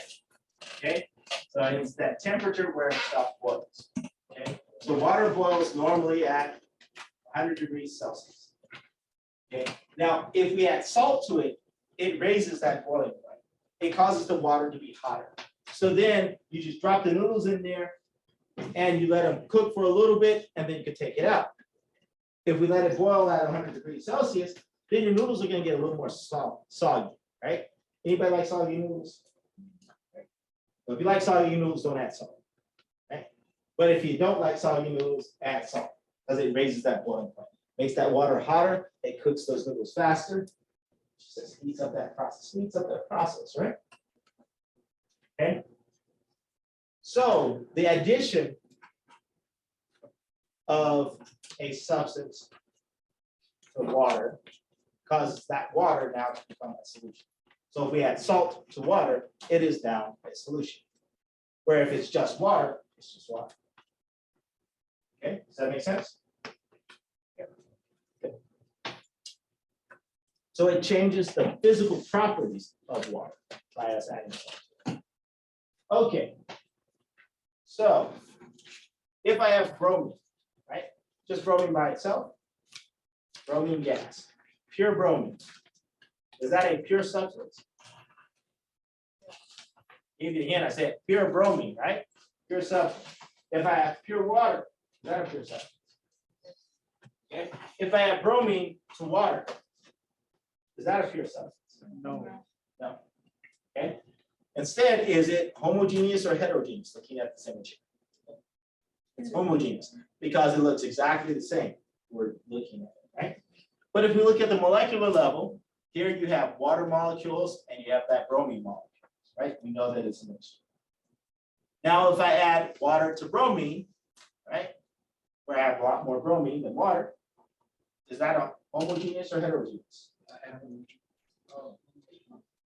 Still, look at it. Doesn't look exactly the same throughout. Okay, but again, you can see that it's a mixture. Okay.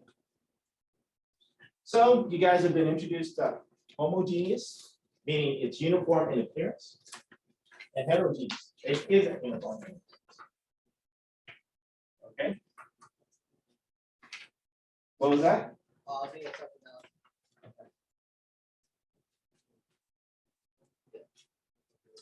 Okay, so here's an example of water, and here's pure ethanol, that's like that. So both of these are clear, they look exactly the same. And then when we add them together, we get that nice homogeneous solution. So when you have a mixture has physical properties versus each different element in that mixture, or each different compound in that mixture has physical properties. And you use those physical properties to separate that mixture. So how many of you guys make coffee? So we use a coffee filter to separate the beans, right? From that liquid that we're getting together, right? So we're getting that solid, we're separating that solid from the liquid. Right? So that's an example that we're using the physical properties. Beans are they're solid, right? So we use a filter to separate. So if we have a magnet, and so we have sulfur and iron. Well, sulfur doesn't bind to a magnet, but iron does. So I can use that magnet to take out all of the iron from that sulfur and iron. Like you can actually do this with cereal. In cornflakes and stuff has the highest amount of iron in it. So you can actually crush out the cornflakes and take out all of the iron. So, how many of you guys are old enough to decide that? What? How many of you guys are telling me old enough to drink? I don't think you're old enough to drink. Are you? You're 21? Most of us are You're 21 Mexican, too? so we're all allowed. It's hot. It's 18 in Australia. So you're gonna drink in Australia. You can't drink. Oh, okay. It's like, well, we're in Australia today, right? Okay. So for those who drink, if we get alcohol, has anybody ever made alcohol? Anybody? I've seen someone make My 1B class, we make alcohol. Take my OK class, still alcohol. Right? So alcohol, when you make alcohol, you get about maybe at best, you can get 20% alcohol. Have you guys ever heard Everclear? 99, yeah. So it's 99% alcohol. So that's like 188, 198%. use it to make moonshine. Right? It's moonshine, exactly, right? So now, how do you get from something that is always going to be about 20% to something that is 99%? Alcohol is more favorable. What was that? Much more Say it again. Diluted. So we're going from 20, so yeah, you distill it, right? So you're distilling it, right? So you're basically using the physical properties of alcohol, which boils at 89.6 degrees Celsius. right? Where water boils at 100 degrees Celsius, right? So you boil out the ethanol and you collect it. You boil it out, you cool it down, and you collect it. And then you just leave the water, okay? Now, so that's the same thing, like you guys distilled water, you guys go get distilled water, go buy distilled water, you see distilled water in the store. Like, What is that? nobody, I see. yeah. And this is a rough crowd today, right? What is One. this? Wait, what was this? Distilled water. I said, same thing happens with distilled water, right? So if you boil the water above 100 degrees Celsius, all of the water comes out, but all of the minerals stay down, right? Yes, sir. Yes, you should use distilled water for an ion. Why should you use the distilled water for an ion?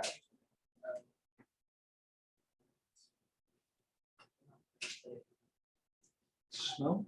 Ooh, I'll bring an iron in so you guys can see why you should use it. Okay, so because distilled water doesn't have any of the minerals in it, right? Tap water has a lot of minerals. So you guys are here in Kalinga, your tap water has a shitload of minerals in it, right? And you guys, you'll see what I mean. We'll talk about experiments. We play with water and we'll use distilled water and we'll use tap water and you'll get a reaction happening in that tap water instantly where you're not supposed to have a reaction. Right? I know, like minerals, that's flavor to it. Yes, minerals do have, they have a slight flavor. But do you mean like It'll add water like is color to bad? your shirt if you add it. Oh, yes, it definitely adds color to your shirt. Remember I talked about the minerals that are in the pipes? Yeah. Right? If you guys take a look, you have these nice brown dots up here. That's an example of minerals. Right? The vitamins. Okay. So this is the distillation column here. Okay. So again, we're boiling the water or we're boiling whatever's in here. It evaporates, it goes up here, and then it gets cooled down in this tube. And so it cools down and then it allows it to be vaporized or condensed to a liquid. And then you're able to collect your liquid water in this case, or alcohol, whatever it is. This here, we have a mixture of a solid and a liquid. We mix it and we use that filter. So that's kind of like a coffee filter. And so at the end, we just get that homogeneous liquid, we get that coffee out. Like this, and it's got it all in the car. Do you reuse the coffee? Like, Right, I put them out in the garden. yeah, that's what. Okay, so now when we talk about pure substances, right, we can have elements, and you guys have already talked about elements. You know, we talked about diatomic elements, right?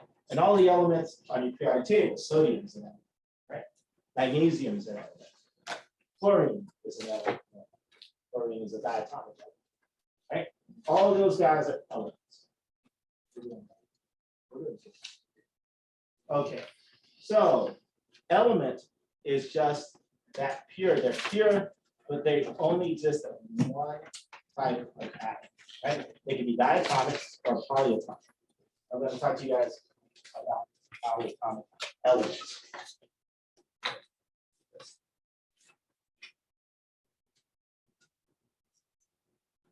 What do I think of? You reuse the grains? Or To make copies. because Yeah. like, I use it once. One and that's right. Then my siblings had fucking. Then we used to. Okay. Nitrogen is just.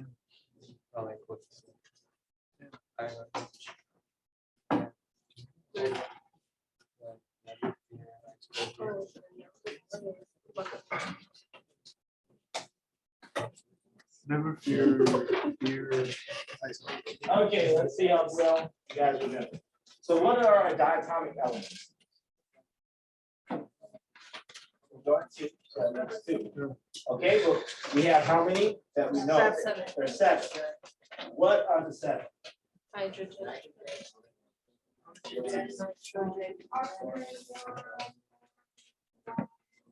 Iodine. Bromine. Bromine. Bromine. Bro, that's mine. Bromine. Bro, that's mine. Okay, so we have oxygen, we have nitrogen, we have fluorine, hydrogen, we have bromine, iodine, and we have fluorine. Okay, So these are all your diatomic elements. Now, sulfur, a large percentage of the time, is polyatomic. Poly, what does poly mean? Right?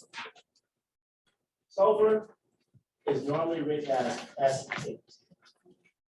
Okay? Phosphorus is also polyatomic. It's normally written as E4. Okay? So these are your special cases. These guys, they're extra, they're added on. You may have one question occasionally about it, but these guys are definitely not. Okay, now these guys are all elements, right? They're just diatomic or polyatomic elements. So if I have Ag, is that an element? Yes, right? Because it's only a single type of atom, right? These guys are only a single type of atom, right? So that's what makes them an element. Okay.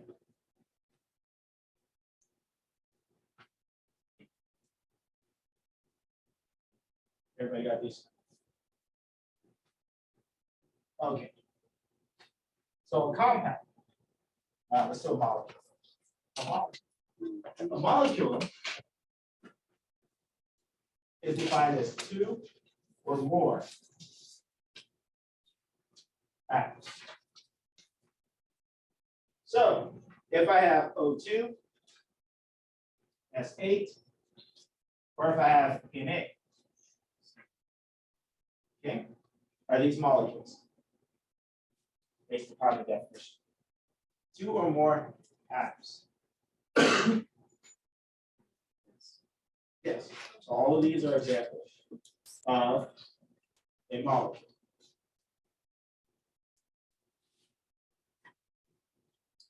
Okay. Is this an element?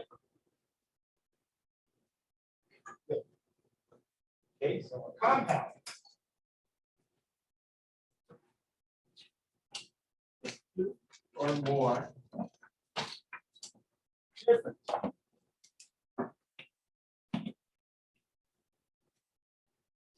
atoms.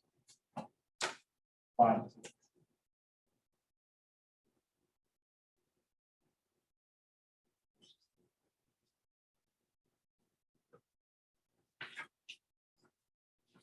Okay, so is this a compound? Is this a compound? Is this a compound? Okay, that's it. So all compounds are molecules, but not all molecules are compounds. All compounds are molecules, that's correct. But not all molecules are. Wait. All compounds are molecules, But not all molecules are compounds. that's.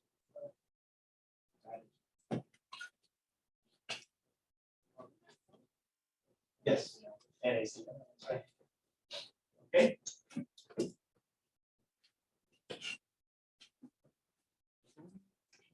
So, which one of these are pure? Or are all of them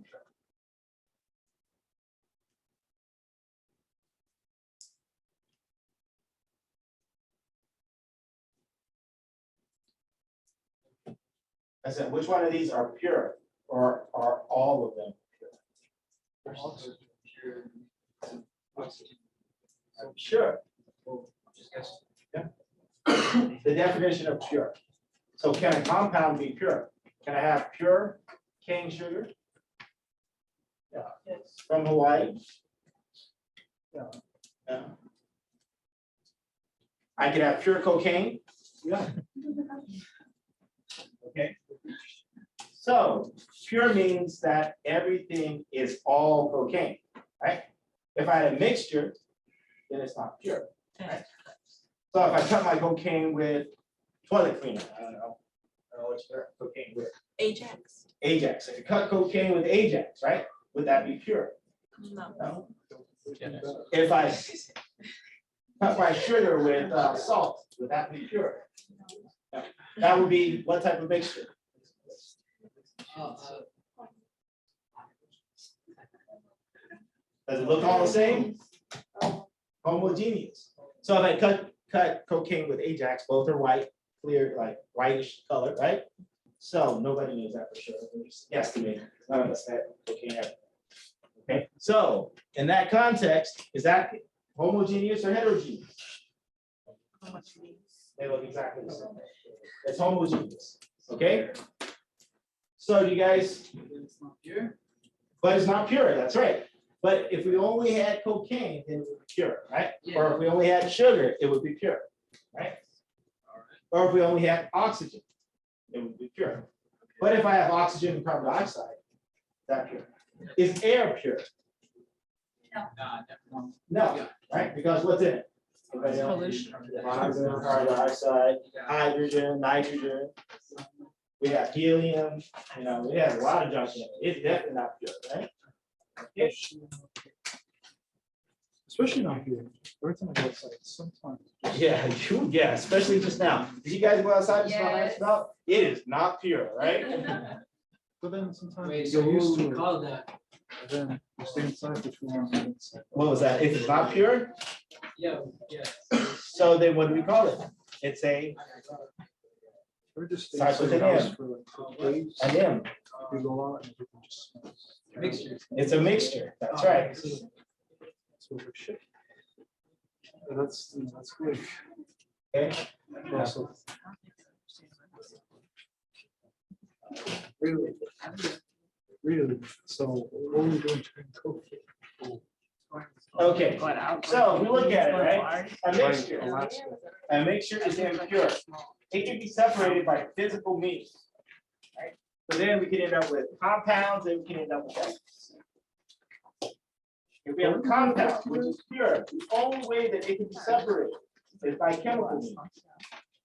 And then you can end up getting a pure element, and you get compound.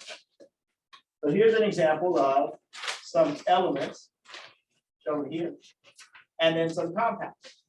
You know, particularly lead and tungsten. That's graphite, which is just carbon, right? We have lead weights.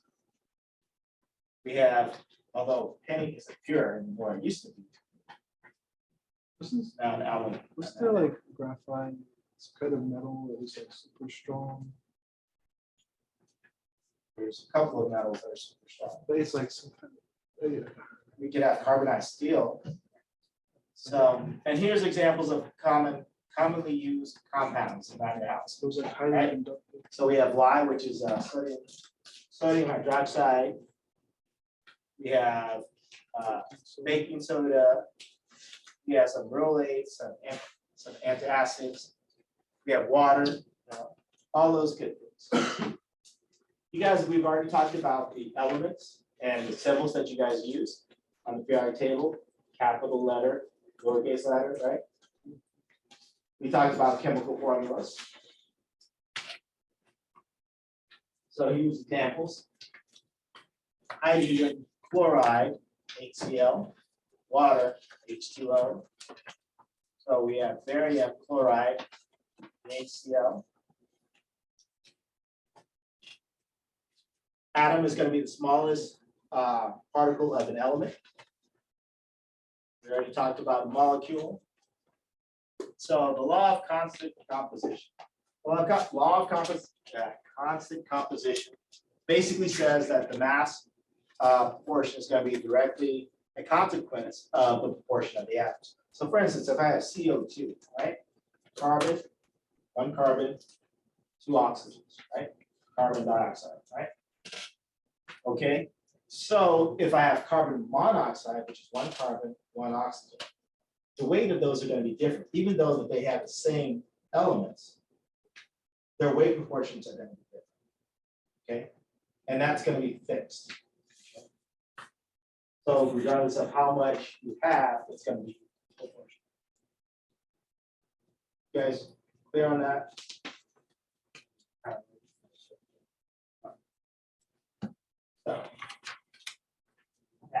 So if I have CO2 and I have CO, these two are 2 different compounds. Here, for every 1 carbon, we have 2 oxygens. Here, for every 1 carbon, we have 1 oxygen. So this mass is going to be different. And so if I have 50 of these, right? That weight is going to be proportional to having 50 of those, right? Compared to if I have 50 of these. So that's just basically what the law of composition says, right? So that you have a weight that's going to be associated with it based upon the elements that you have, how many you have. Does that make sense? Give or take? Okay. We're almost done, we're almost done. Okay, so the next thing is static electricity. So electrostatic forces, so that's going to be your positive and your negative charge. So the way I like to look at it is, if you have two positive people, they're going to repulse each other. They're going to repel, right? Because they're both so damn happy with the sitting each other, they can't get around each other, right? So usually we have a positive and a negative person because they balance each other out. Somebody's always happy, this one's always sad, they get together, it's perfect, right? Okay, so if you have like charges, they're going to repel each other. If you have opposite charges, they're going to attract each other, right? Opposites attract. Okay, so this is just an experiment that he did to basically show that. Right? So in one case, we'll get a positive charge, in one case, we'll get a negative charge. So if we rub a glass rod with a silk cloth, we're going to get a positive charge. Then we transfer that charge over to these little balls, right? So if both of them are positive, they're going to repel each other. So if we make one of them negative by rubbing it against the fur, right, then they're going to be attracted to each other because one of the balls is positive and now one of them is negative. We've already talked about reactants and products. Reactants, products, energy. Energy. Okay, so you guys stay with me 10 minutes, I'll let you go early. 10, right? Or is it 9:50? 9:50. Okay, well, I lied. You keep your ears till 9:50. Okay, so energy. So it's all about energy, right? At the end of the day. Okay, so energy is going to be the ability to do work or to transfer heat. So an exothermic, exo means outside, right? Exothermic, that means heat is being released. Okay, so if I'm heating up a log, is heat being released? Yeah. Oh yeah, right? So you stand next to it, you get that heat, right? Cold line. Okay, so then that would be an exothermic reaction. Okay, so here's an example. If we have burning of butane, energy is being released. So energy is going to be on the product side of the equation. Okay.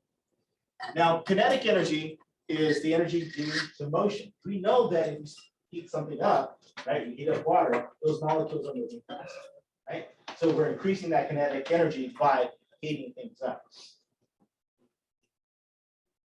Endothermic reaction. Endothermic reaction is when we're taking energy in from the surroundings. Okay. So in that case, we're adding energy to make the reaction happen. Okay. So that means that the energy is on the reactant side of the equation. So potential energy is going to be the energy that's going to be due to the arrangement of charged particles. So it's kind of like organization. That's going to be potential energy. Like for instance, you guys all have the potential of getting A's, right? That's potential energy. Until you get that A, right, it's still potential, right? So Einstein basically developed the equation, oops, got ahead of myself. Developed the equation to correlate energy and mass. So the equation that he worked on was E equals mc squared. So energy equals mass times the speed of light, or acceleration of light, right? Speed of light. So E equals mc squared.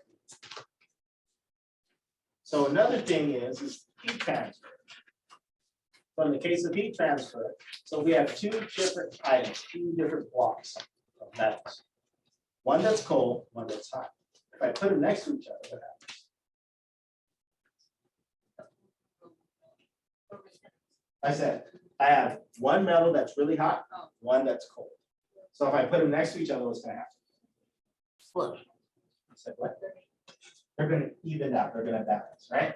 So eventually, what's gonna happen is that the heat is gonna be transferred to that cold piece of metal until we get to the point where we get equilibrium, thermal equilibrium, where they even out. Okay, yes, ma'am. And how come, well, it's not a metal, but when you pour hot water on a cold, like a cold window, it cracks. Because one thing, you have hot water and a cold window, right? So does So that changing temperature. they're, because they're both not metal, right? One, the glass is gonna be more able to fracture, particularly if there's stress points in them. Glass is also, remember when we talked about the crystalline structure? It's not a crystalline structure. It's not organized, it's amorphous. And so you have a lot of places where you have imperfections. Because you have an imperfection, you pour that on there, it finds an imperfection, it amplifies the imperfection. It causes them to, to change, so you get that crack. Yes.